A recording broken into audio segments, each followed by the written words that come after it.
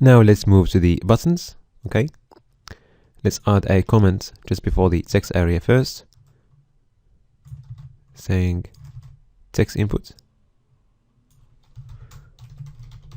Okay, and now let's move to the buttons.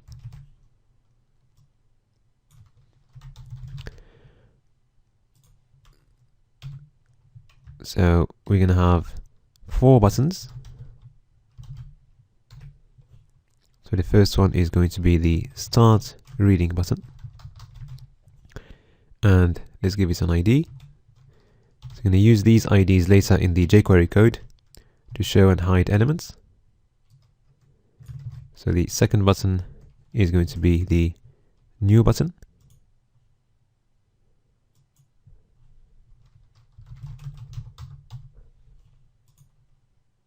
Okay, this one. Then let's give it an ID. And then we're going to have the resume button or the pause button first. And then the resume button.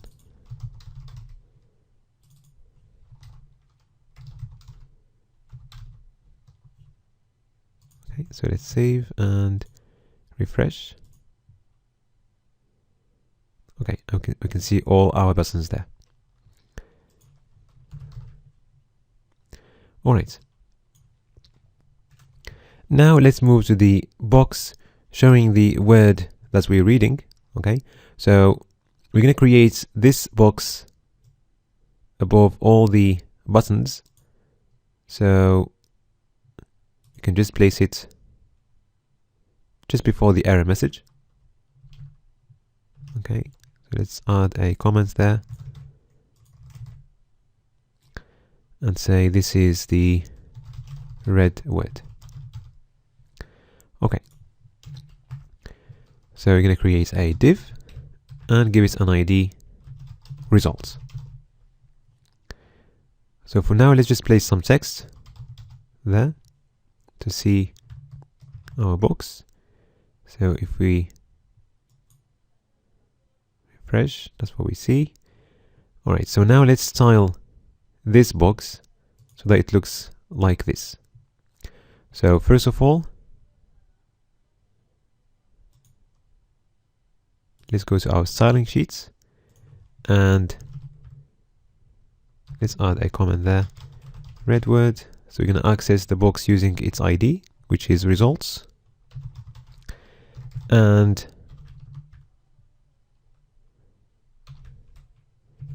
let's set the initial font size to 50 pixels. Okay. So when we start, the default font size is going to be 50 pixels. So that's going to be font size 50 pixels.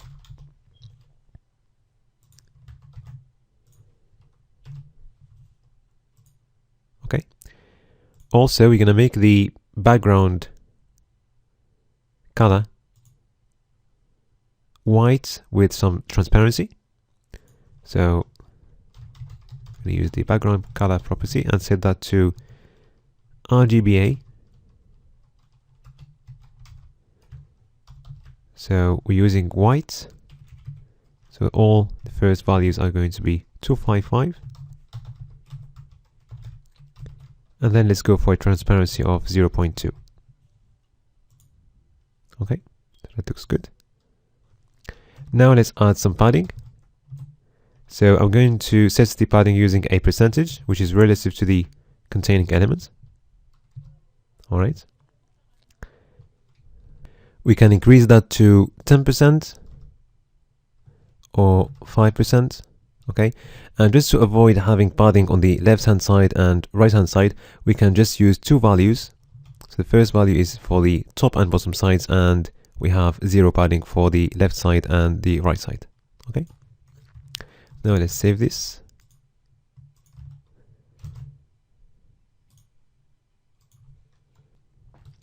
Now let's move to the sliders. So we're going to have 3 sliders. So for the first 2 sliders, we're going to use a grid layout. So we're going to be using grid A to cut our screen to 2 halves. And then right after that, we're gonna create our third slider. Okay? So to create a slider like this, we can just go to the jQuery Mobile demos page and then go to slider in form widgets. And let's look for the one we would like to have. So we're looking for a full width slider, just like this. Okay, so to get the code, you can just click on view source and get the code from there. All right, so let's go back to our app and let's go to the index.html file. So first of all, we're going to create a grid layout. And we're going to do that right after the title. Okay.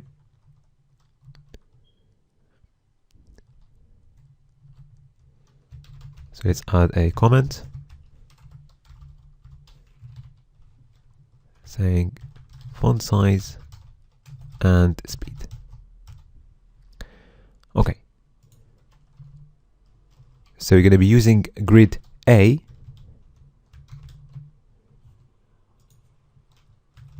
So our div is going to be of class UI grid A. And then inside the div, we're going to have two divs. One div of class UI block A.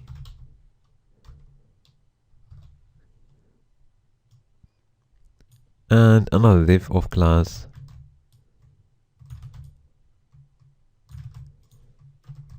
UI block B. Okay. So let's get the code for our slider.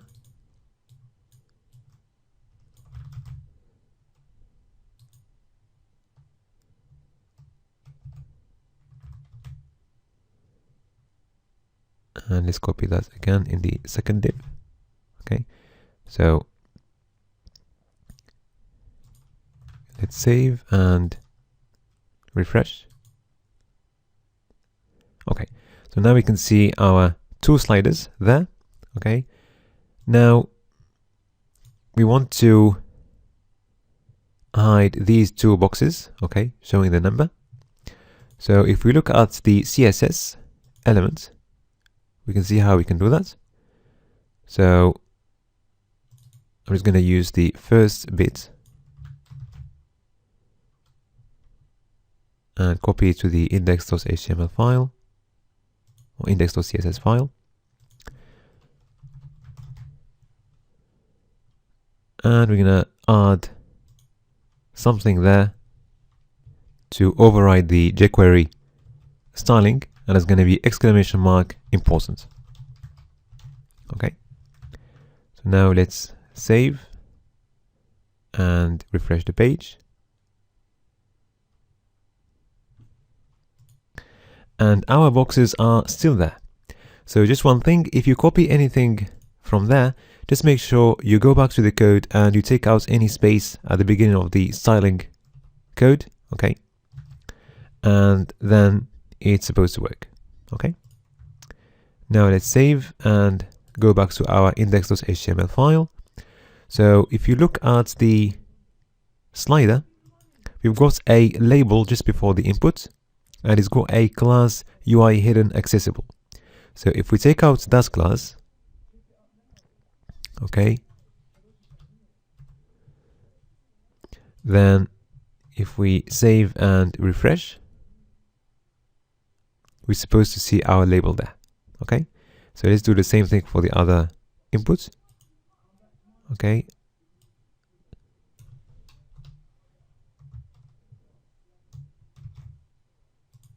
let's refresh. Okay, now let's copy text from our final app and let's paste this in the labels. All right, now let's save. If we reduce the width of our screen, we'll see that at some point the two text elements which are referring to the two labels, they end up with different heights. Okay, so just to avoid this, what we're going to do, we are going to create a grid layout for the text elements and a grid layout for the sliders. Okay, so that's the text elements, they keep the same height, both of them. Okay, so let's take out the labels.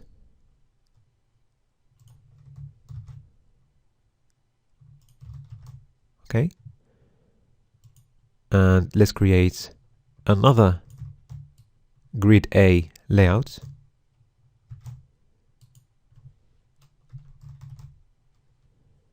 And this time we're going to place some text inside the divs. Okay, or let's have a div inside and then have some text inside.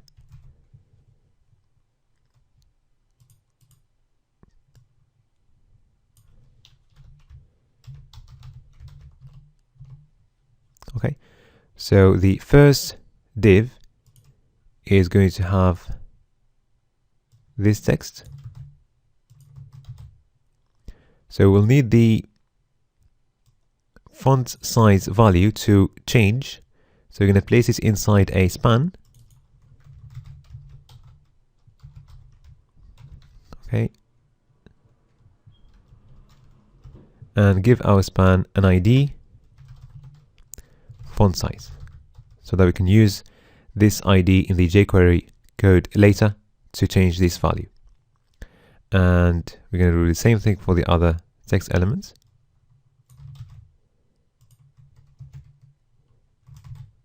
And we're going to place the number inside a span.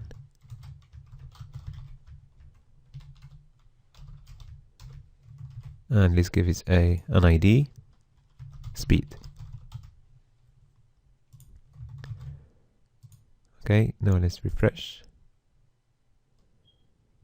And now we can see our grid layout. And if we reduce the width, okay, we always keep the same height. Okay. Now let's move to our sliders and make a couple of changes. Let's change the name and ID of each slider. So for the first one, we're gonna call it font size slider.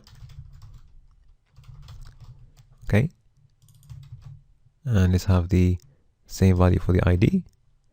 So the minimum value is going to start at 20 pixels and the maximum is 100 pixels. Okay, and the default value is going to be 50. I'm going to add one more attribute there. It's the step. Okay, and we want a step of 5 pixels. All right, which means that we can increase by 5 or go back by 5. Okay, so the next one, let's change its name as well to speed slider and its ID. Okay, so the default value is 300 words per minute. Okay, so let's set the minimum value to 50 words per minute and the maximum value to 600 words per minute. Okay, and for the step, we're going to use a step of 50. Okay. Now to change the styling of these sliders so that we have this blue color before the handle, we can just add a data attribute, which is data highlight.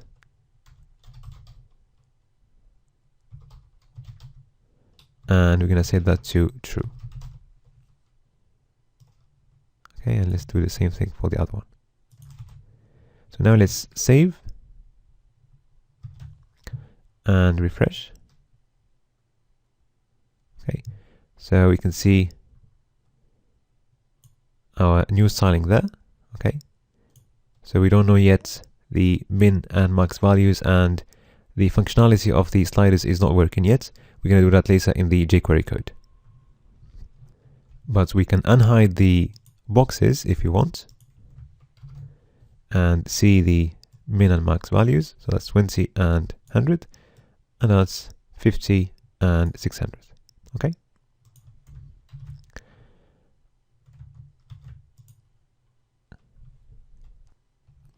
Now let's move to the progress slider. Okay. And let's copy the code straight away from the demos page. Okay. And we're going to place it right after the grid.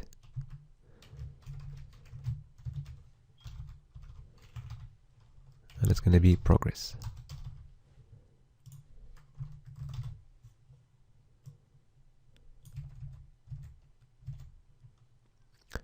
Okay, so we're going to take out the class for the label so that we can see the label. All right, and let's change the input name and ID. Okay, so we're going to call it progress slider.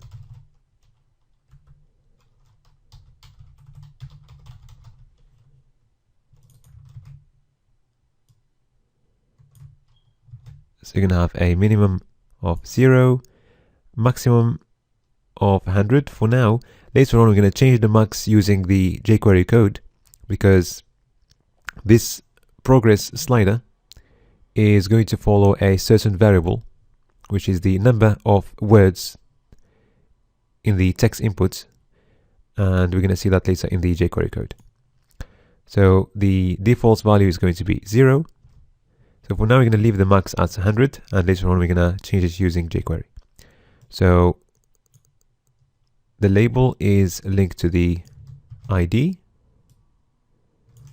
and we're going to change the label using this text.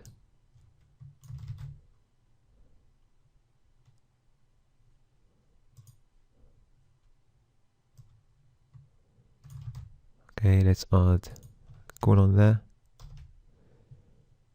And we're going to place this value inside a span because we're going to change it using jQuery.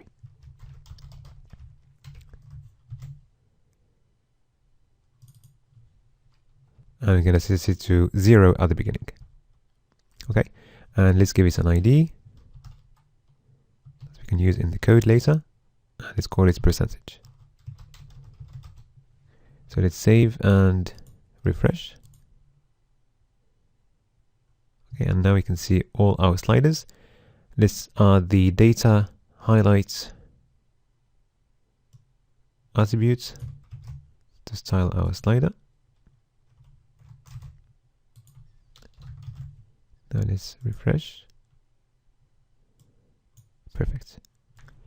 Now to make our sliders take the full width of their containers, we can just go back to the demos page and go to the CSS code of our slider and copy the second bit. Okay.